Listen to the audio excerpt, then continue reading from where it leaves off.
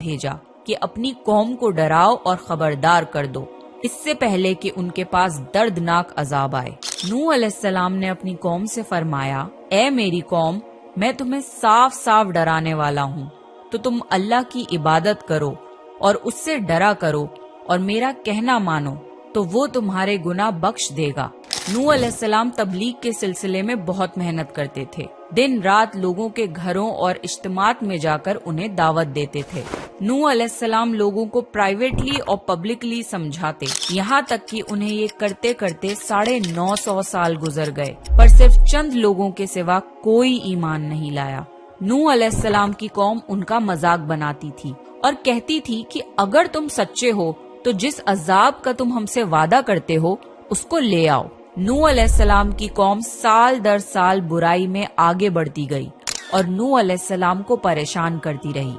اور کوئی